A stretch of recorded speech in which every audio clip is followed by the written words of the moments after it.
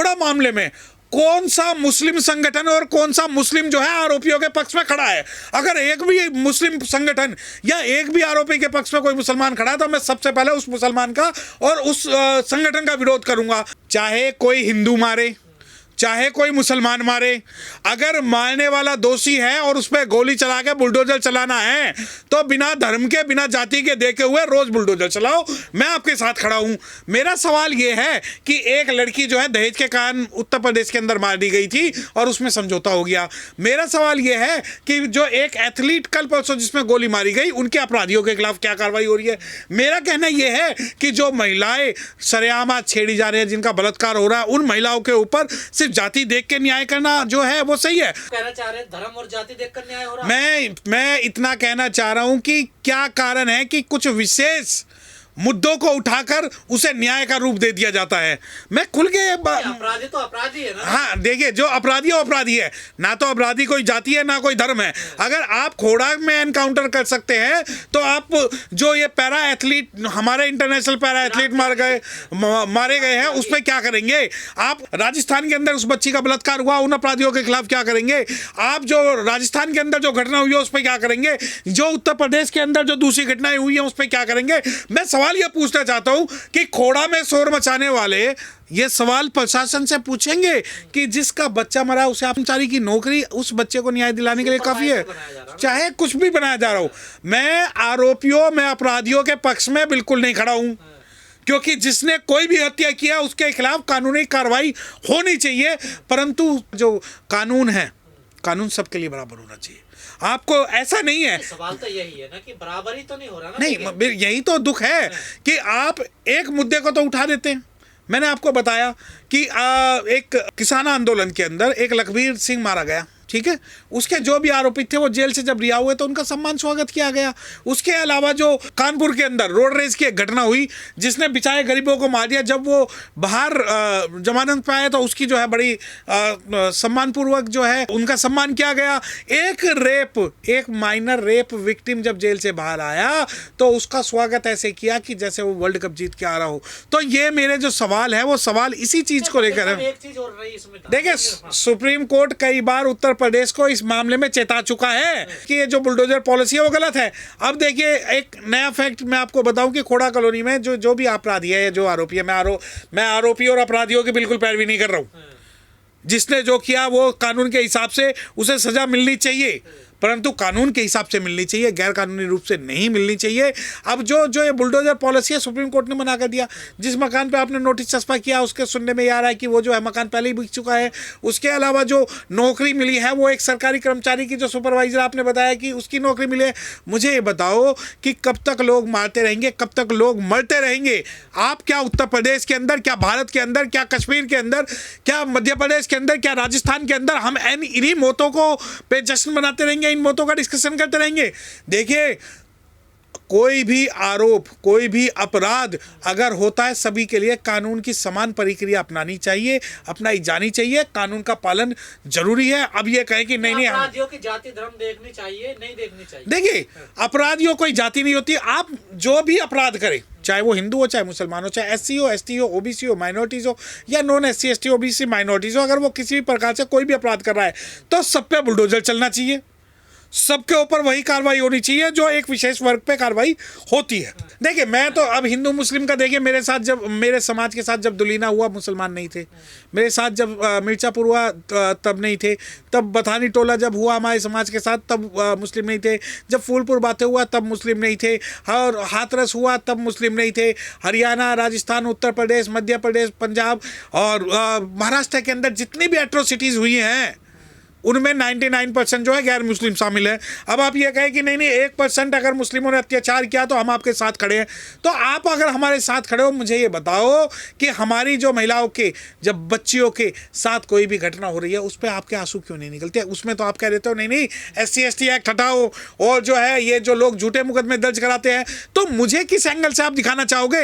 एक तरफ तो आप कहते हो हिंदू एक हो जाओ, परंतु जब मेरी बेटियों का बलात्कार, मेरी बहनों का बलात्कार एक हिंदू करता तो उसके खिलाफ खिलाफ आज तक कोई बुलडोजर नहीं चला, उसके आरोपियों को मौत नहीं दी गई, उनके आरोपियों का एनकाउंटर नहीं हुआ, परंतु वही जब कोई मुस्लिम कर देता तो आप ये सभी डिमांड करते हो। और रही बात कि जिस सूर्या के परिवार को आप सरकारी नौकरी दे रहे हो, जाति देख के दे रहे हो क्या यही आपका न्याय है? दूसरी बात, कानपुर के अंदर एक कांड हुआ था जिसके अंदर जो है जो मृतक है उसके परिवार को अच्छी नौकरी दी गई थी। अब सवाल यह है कि मैं मुस्लिमों के खिलाफ तो हिंदू हूं, परंतु जब मेरे समाज के ऊपर कोई अत्याचार होगा तब मैं हिंदू नहीं हूं, तब मैं जाटव हूं, मैं वाल्मीकि हूं, मैं धानुक हूं, मैं धोबी हूं, मैं कुमार हूं, मैं सिर्फ उस वक्त में जाति जब ऐसी मिटाऊंगा। घटनाएं सामने आती हैं तो लोग कहते हैं हिंदू खतरे में है। देखिए हिंदू, अब मैंने क्या बताया, अब एक जो पैरा एथलीट है हमारे त्यागी जी, जो जिनका मार दिया गया, क्या चिराग त्यागी, क्या वो उसके मामले में कठोर कार्रवाई नहीं होनी चाहिए? जो जितने अभी मैं आपको एक बात बताऊं कि आज उत्तराखंड और हरियाणा के बीच में दुनिया भर के जो है वो डिस्प्यूट चल रहे हैं। अगर यहाँ की गाड़ियाँ वहाँ जाते हैं, वहाँ लड़ाई होती है, तो क्या वो लोग हिंदू नहीं है? क्या हिंदुओं के बीच में जो नफरत पैदा हो रही है उसे खत्म करने का आज समय नहीं है? परंतु ये कहते हैं कि हिंदुओं के बीच की नफरत तो हम खत्म नहीं करेंगे, परंतु हाँ मुस्लिमों के खिलाफ हमें एक होना है कि मुस्लिमों के खिलाफ अगर कुछ भी होगा तो तुम हिंदू हो वरना हिंदू नहीं हो। भैया ऐसा है, आपके हिसाब से हमें अपना जो व्यू हम तय नहीं करेंगे कि मीठा मीठा गप गप फिक्का फिक्का थू थू। अगर किसी भी कोई भी हत्या होती है तो जो आरोपी का बिना धर्म के, बिना जाति के, बिना प्रोटेक्शन के और बिना उसके जो सपोर्ट के, हमें सबके खिलाफ एक कानूनी परिगणना। 2027 में चुनाव है, यूपी की जमीन तैयार की जा रही है। देखिए हाँ, हो सकता है कि यूपी की जमीन भी तैयार की जा रही हो, परंतु आप ये बात ध्यान रखिए कि ये जो जमीन है सिर्फ और सिर्फ इसलिए तैयार की जा रही है कि हम सामाजिक रूप से एक ना हो जाए। सामाजिक रूप से अगर आप ये देखिए कि मुस्लिमों के खिलाफ हिंदू एक हो जाओ, ये नारा तो चलेगा, परंतु जाति विहीन हिंदू समाज के नारा कोई नहीं चलाएगा। कोई भी देखिए, जिस दिन बीजेपी, जिस दिन आरएसएस ये कहेगी कि हम हिंदुओं को एक करने के लिए आज से जाति मिटाना शुरू करते हैं, तो यकीन मानिए मैं सबसे पहले जो है आरएसएस, मैं सबसे पहले बीजेपी और जो इनकी विचारधारा है, जो इनके मुद्दे हैं, उनमें खड़ा मिलूंगा। परंतु ये बात वो करेंगे नहीं। शास्त्री तो कर रहे हैं बात जाति मुक्त की। नहीं, उन्होंने एक जो वो हम जब चैलेंज करते थे तो कि तुम जाति मुक्त एक गली तो बना के दिखा दो, राष्ट्र बनाने की तो दूर है, तो उन्होंने बनाया। धीरेन्द्र शास्त्री ने एक वो प्रोजेक्ट तैयार किया जिसके अंदर जो है 20 लाख रुपए से जो है फ्लैट शुरू हुए। सिर्फ हिंदू खरीदेगा, जो मोटा पैसा देगा वो अपर क्लास हिंदू, जो कम पैसा देगा वो कम क्लास हिंदू। तो हिंदुओं के अंदर जो वैरायटी तय हुई वो पैसे के आधार पर धीरेन्द्र शास्त्री ने तय की है। अरे भैया धीरेन्द्र बाबा, मुझे अपना चेला बना लो। वकील साहब, ये जो नफरत फैल गई है समाज में, ये कैसे दूर होगी? ना देखिए, अब जो ये नफरत है, इस नफरत के शिकार हम सब हो चुके हैं। आज मोबाइल, मीडिया, मनी और जो इनकी विचारधारा वो सबको खोखला कर चुकी है अंदर से। आज कोई भी मैं ब्राह्मण, क्षत्रिय, वैश्य, शूद्र के अंदर का सबसे बड़ा जो आज विरोध है, सबसे बड़ा जो इसको नाश करने का कारण है वो जाति प्रथा है। अब आप ये देखिए कि मैं किसी भी व्यक्ति, जब हम बात करते हैं कि भाई ये लड़का मार दिया, तो ये लड़के की पहले हम जाति देखेंगे कि किस जाति का है। अरे चाहे हिंदू हो चाहे मुसलमान हो, मुझे ये बता दो कि खोड़ा मामले में कौन सा मुस्लिम संगठन और कौन सा मुस्लिम जो है आरोपियों के पक्ष में खड़ा है? अगर एक भी मुस्लिम संगठन या एक भी आरोपी के पक्ष में कोई मुसलमान खड़ा है तो मैं सबसे पहले उस मुसलमान का और उस संगठन का विरोध करूंगा।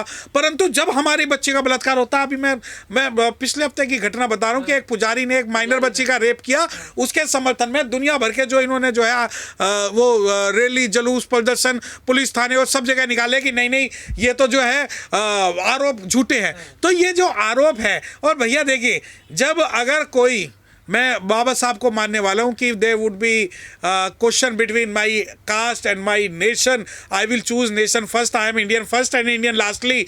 तो मैं तो भारत के साथ खड़ा हूँ।